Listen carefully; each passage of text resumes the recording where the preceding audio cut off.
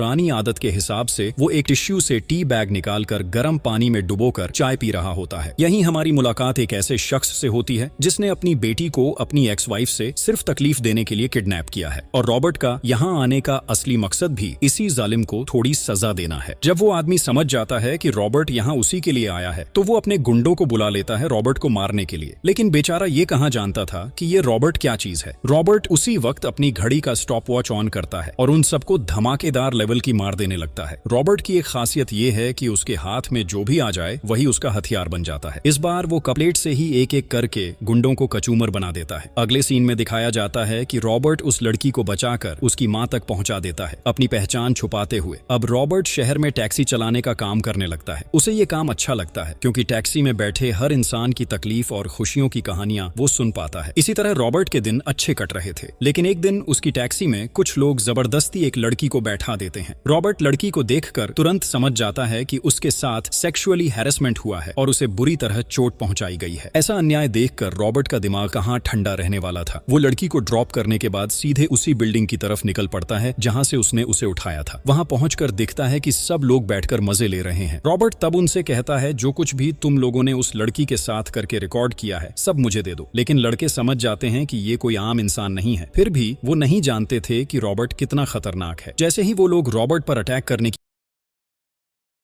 कोशिश करते हैं, रॉबर्ट अपनी मशहूर घड़ी ऑन करता है और उनके ऊपर टूट पड़ता है। इस बार तो वो उनके ही एटीएम कार्ड से एक का गला काट देता है और बाकियों की हड्डियां कुछ सेकंड में चूर चूर कर देता है। तब रॉबर्ट एक लड़के से कहता है, 911 पर कॉल करके बोलो कि हमने एक लड़की का रेप किया है और प्लीज आकर हमें पकड़ लो। उस वक्त रॉबर्ट पूछता है, तू राइट हैंडेड है या लेफ्ट हैंडेड? लड़का जवाब देता है, मैं राइट हैंडेड हूँ। रॉबर्ट कहता है, तो जरा अपना लेफ्ट हाथ दिखा, और फिर उसके लेफ्ट हाथ की उंगलियां पकड़कर बीच से तोड़कर 2 हिस्सों में कर देता है। इसके बाद रॉबर्ट धमकी देता है, अगर राइट हाथ से मुझे 5 स्टार रेटिंग नहीं दी तो अगली बार आकर इस राइट हैंड की 2 उंगलियां भी तोड़ दूंगा। अगले सीन में बेल्जियम के एक शहर का दृश्य दिखता है। वहां 2 कपल डिनर कर रहे होते हैं। तभी अचानक कुछ लोग आकर पत्नी को गोली मारकर खत्म कर देते हैं। फिर उसी बंदूक से पति के मुंह में गोली डालकर ऐसे मारते हैं कि सबको लगे कि उसने पहले अपनी पत्नी को मारा और फिर खुदकुशी कर ली। सब क्यों हुआ, इसका राज थोड़ी ही देर में रॉबर्ट को पता चलता है। वो घर आता है और देखता है कि उसके रूम में कोई है। रॉबर्ट तुरंत गन लेकर अंदर घुसता है, लेकिन तभी उसे एक जानी पहचानी परफ्यूम की खुशबू आती है। रॉबर्ट समझ जाता है कि ये उसकी दोस्त सुसान है। फिर रॉबर्ट और सुसान थोड़ी देर अपने सुख दुख की बातें करते हैं, लेकिन कुछ देर बाद सुसान को अपना जरूरी काम याद आता है और वो रॉबर्ट से विदा लेकर चली जाती है।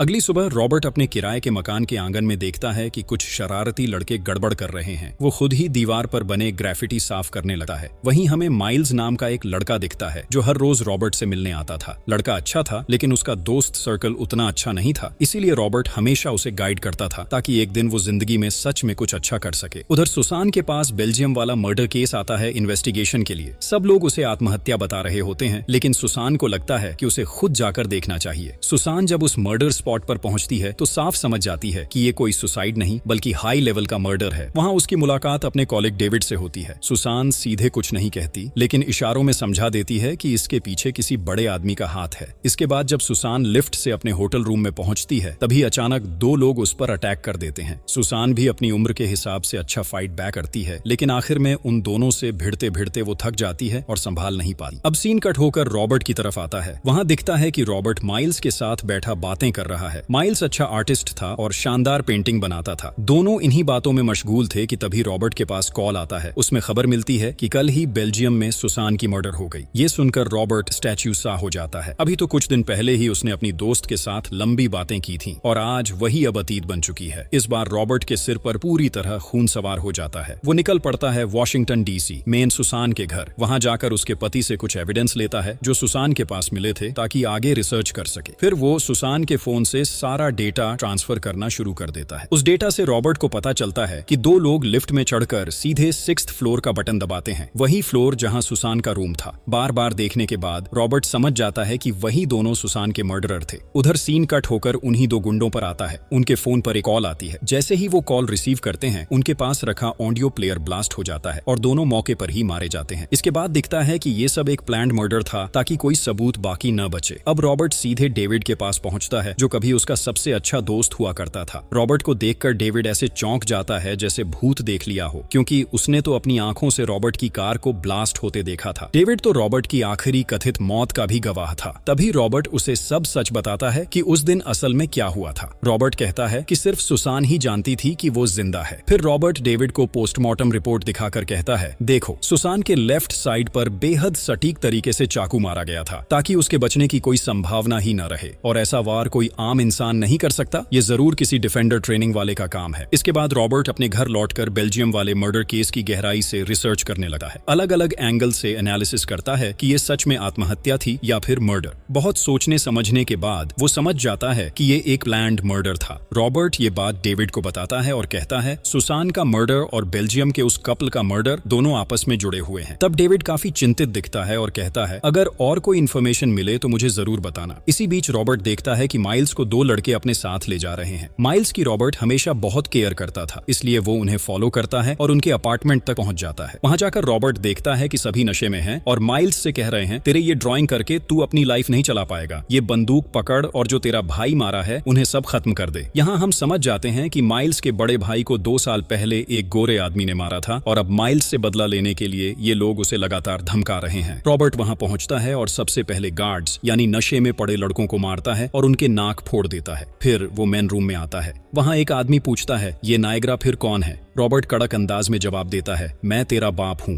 तेरी माँ शायद ये कहना भूल गई थी। रॉबर्ट का ये खतरनाक लुक देखकर सारे लड़के डर से चुप हो जाते हैं। फिर रॉबर्ट माइल्स को बाहर लेकर आता है और कहता है, इंसान मारने में मजा नहीं है, इसलिए ये ले बंदूक पकड़ और मुझे मार। देख तेरे में कितना हिम्मत है। माइल्स तो शांति पसंद इंसान है, लेकिन रॉबर्ट के इतने डरावने अंदाज को देखकर वो डर के मारे हक्का बक्का हो जाता है। तब रॉबर्ट उसे धक्का देकर घर लेकर आता है। रॉबर्ट का एटीट्यूड पूरी तरह अस्थिर दिखता है। अगले दिन टैक्सी चलाते समय उसकी कार में एक आदमी बैठता है। वो कहता है, आज मेरी बेटी का जन्मदिन है, इसलिए उसे विश करने कैलिफोर्निया जा रहा हूँ। लेकिन रॉबर्ट उसकी नजरों को देखकर समझ जाता है कि ये सब झूठ है। जैसे ही वो आदमी रॉबर्ट पर चाकू से हमला करने वाला होता है, रॉबर्ट कार घुमा देता है और आदमी का टारगेट मिस हो जाता है। कई मिनट की हो हल्ला और संघर्ष के बाद कार में ही रॉबर्ट उस आदमी को 4 राउंड गोली मार देता है। फिर रॉबर्ट उसका मोबाइल चेक करता है और पाता है कि इस फोन में जो एन्क्रिप्शन लॉक है वो केवल हाई टेक्नोलॉजी से ही पॉसिबल है। रॉबर्ट अब समझ जाता है कि इन सब कामों के पीछे कौन है। फिर वो उसी कार में आग लगा देता है और सारी एविडेंस को जला देता है। अगले दिन सुबह वो डेविड के घर पहुंचता है। डेविड उसकी अचानक मौजूदगी देखकर हैरान रह जाता है। रॉबर्ट कहता है, कल जो लोग मुझे मारने आए थे उनके पास से मुझे ये फोन मिला। ये हाई लेवल का एनक्रिप्टेड फोन है, तू देख कि इसमें कुछ निकल सकता है या नहीं। फिर रॉबर्ट अपने फोन से एक नंबर पर कॉल करता है और उसी समय डेविड का फोन भी बजता है।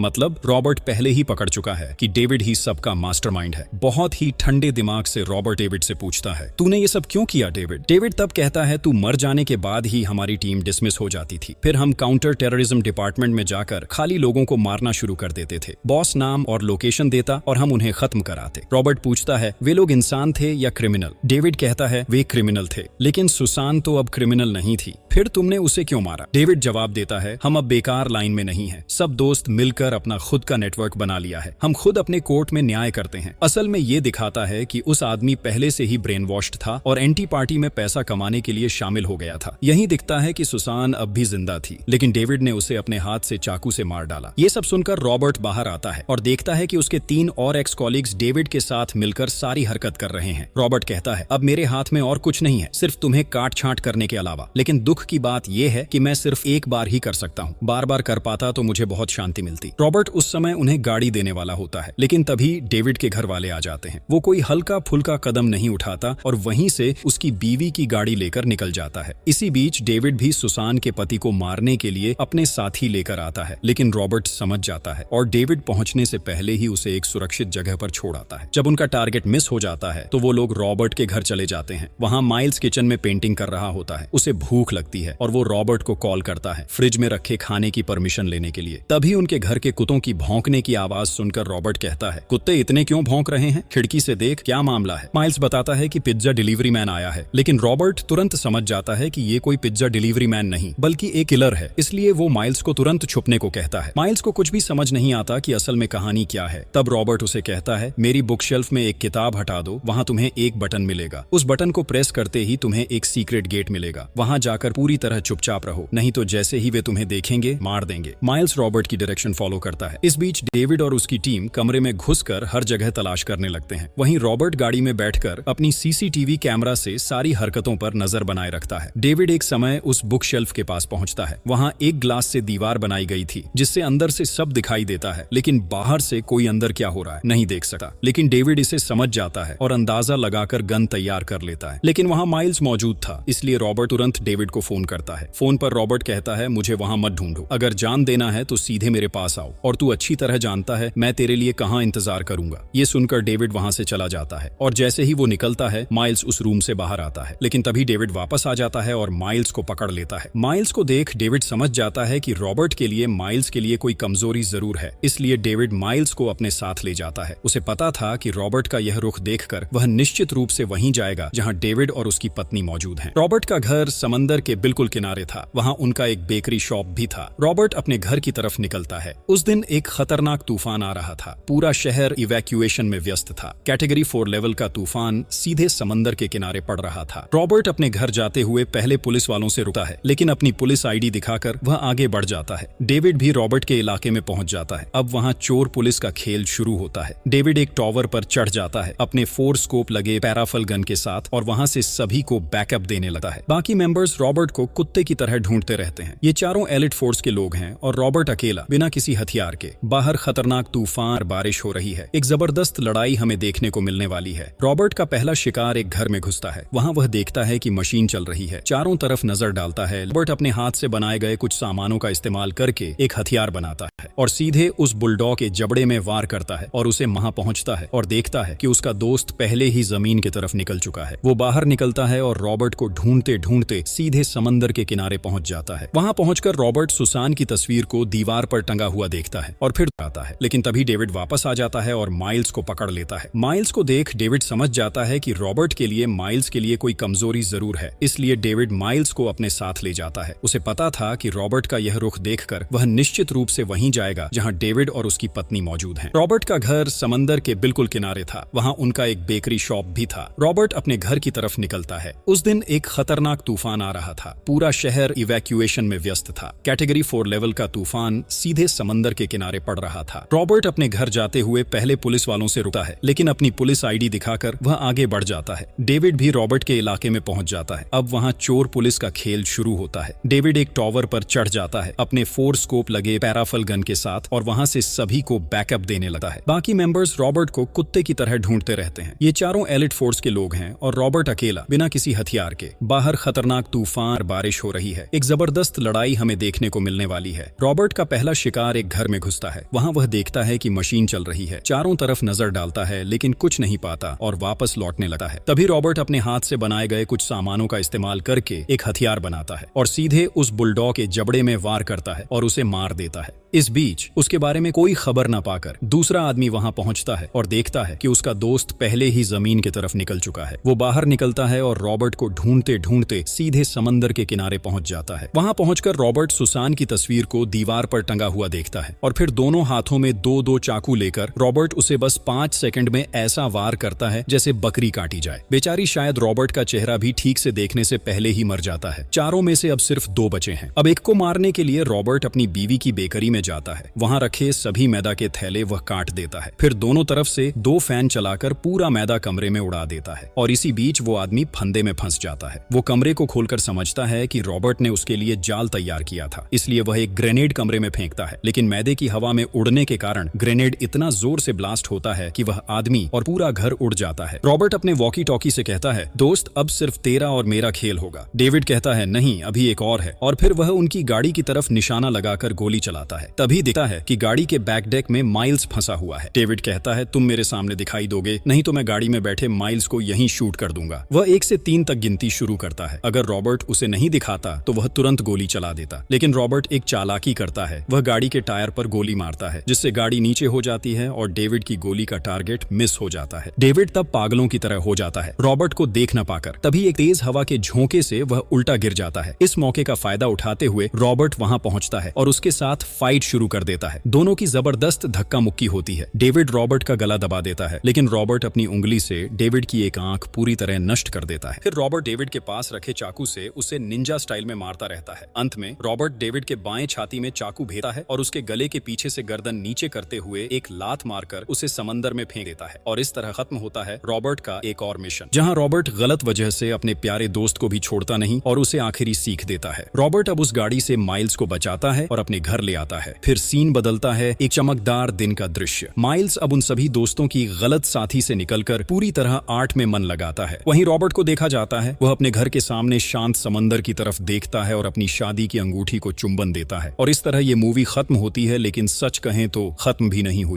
वीडियो अच्छी लगी हो तो चैनल को लाइक, सब्सक्राइब और शेयर ज़रूर करें। मिलते हैं नेक्स्ट वीडियो में।